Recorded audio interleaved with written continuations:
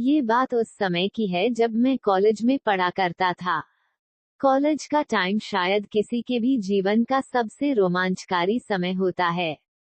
पढ़ना लिखना, घूमना फिरना, मूवीज देखना, क्लासेस बंक करना, पार्क्स में बैठकर टाइम पास करना। मेरा भी जीवन कुछ ऐसे ही बीत रहा था। मैं भी अपने दोस्तों के साथ अक्सर एक पार्क में बैठकर टाइम पास किया करता था। ये हमारे शहर का एक वेल मेंटेन्ड पार्क है। इसके चारों तरफ बहुत सारी दुकानें हैं। उन दुकानों के आगे पान, पानी पूरी, आइसक्रीम, फास्ट फूड आदि के बहुत सारे हाथ ठेले भी खड़े रहते हैं। इस पार्क में बहुत सारे लोग अपनी सेहत बनाने के लिए सुबह शाम घूमते नजर आ जाएंगे। शाम के समय तो लोग अपने परिवारों के साथ यहाँ आकर तरह तरह की चीजों को खाने पीने का लुत्फ उठाते हैं। हम भी हफ्ते में 1-2 चक्कर तो इस पार्क के लगा ही आया करते थे। एक बार कुछ व्यस्तता के चलते हम दोस्त काफी दिनों बाद पार्क घूमने गए। पार्क में घूमने फिरने के बाद कुछ खाने की इच्छा लिए हम लोग हाथ ठेले वालों की तरफ गए। तो वहाँ फास्ट फूड का एक नया ठेला देखकर वहीं रुक गए। दूसरे ठेले वालों के बजाय उसके यहाँ भीड़ भी ज्यादा नजर आ रही थी। एक चीज जो हमारे लिए उस समय अजीब थी, उस ठेले पर एक आदमी के साथ एक औरत भी मौजूद थी, जो कि फास्ट फूड बना रही थी और वह आदमी सर्व कर रहा था।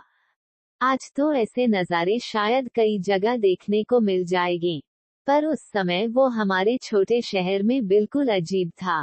खैर, हमने भी वहां से फास्ट फूड खरीदा और खाया। फास्ट फूड कुछ एक्स्ट्रा ऑर्डिनरी तो नहीं था, फिर भी बाकी के ठेलों से ठीक था। क्योंकि एक औरत और आदमी का इस तरह से ठेले पर फास्ट फूड बेचना हमारे लिए अजीब था, इसलिए मन में तरह तरह के सवाल भी उमड़ घुमड़ कर रहे थे। आखिर कौन है ये लोग? क्या कोई नई परिपाटी शुरू करने आए हैं? कोई मजबूरी है? उन दोनों को देखकर बहुत सारे सवाल दिमाग में दस्तक दे रहे थे। अपने सवालों को शांत करने के लिए जब हमने उनके बारे में जानकारी हासिल की तो पता चला कि ये लोग कभी बहुत अमीर हुआ करते थे।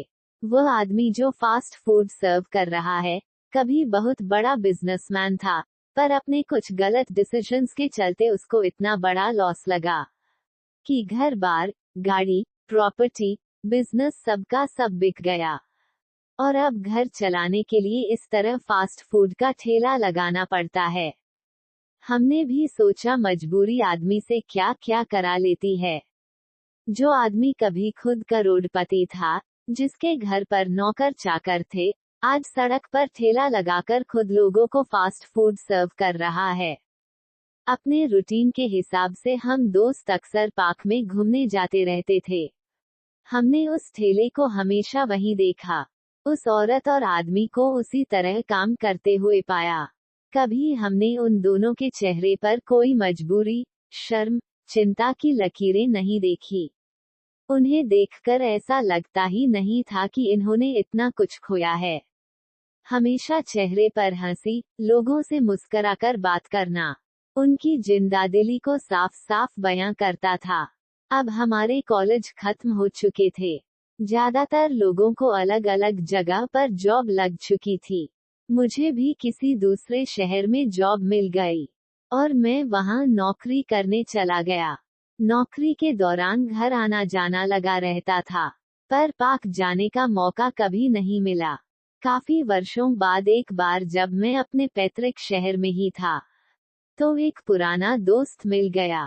तो उसके साथ घूमने फिरने के इरादे से जब एक जगह पर पहुंचा, तो देखा वही औरत ठेले पर फास्ट फूड बना रही थी और कुछ लड़के सर्व कर रहे थे। फौरन मैंने अपने दोस्त से पूछा, यार ये हस्बैंड वाइफ तो पार्क के पास ठेला लगाते थे ना, फिर अभी यहाँ कैसे? और वो इसका हस्बैंड भी कहीं नजर नहीं आ रहा है। उसने मुझसे कहा, भाई अब ये लोग गरीब नहीं है, अपने शहर के सबसे पॉश इलाके में इनका मकान है, अच्छी खासी प्रॉपर्टी बना ली है। हस्बैंड ने फिर से अपना वही पुराना बिजनेस शुरू कर दिया है और वो उसको संभालता है। फास्ट फूड का बिजनेस ये औरत संभालती है।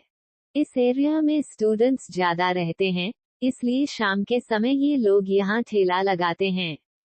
क्योंकि स्टूडेंट्स इसी समय कुछ खाने पीने के इरादे से बाहर निकलते हैं।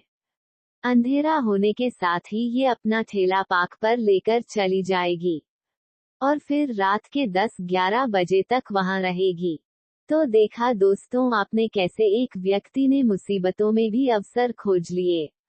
उसने भले ही ठेला लगाकर गुजारा किया पर वहां भी प्रॉपर प्लानिंग की। मार्केट स्टडी करके देखा किस वक्त किस जगह ज्यादा सेल हो सकती है। एक करोड़पति आदमी ठेले पर काम करते वक्त भी जिंदादिल बना रहा। अपने पास्ट को अपने ऊपर हावी नहीं होने दिया। जो करना लोगों के लिए मुश्किल भरा हो सकता है, उसे उसने आसानी से किया और पूरी शिद्दत के साथ किया। उसकी जगह कोई और होता तो इतने नुकसान के बाद शायद अपनी इहलीला ही समाप्त कर लेता, पागल हो जाता या कोई बीमारी पाल लेता। पर उसने अपने आप को संभाले रखा, अपने सपनों को बुझने नहीं दिया, उनके रंगों को फीका नहीं पड़ने दिया। और इस पूरे प्रकरण में उसकी वाइफ भी उतनी ही समझदार और सहयोगी बनी रही, जिससे उन्हें अपना मुकाम फिर से हासिल करने में आसानी रही। दोस्तों अगर आपको मेरी यह कहानी पसंद आई हो तो लाइक शेयर और सब्सक्राइब करना ना भूलना। धन्यवाद दोस्तों।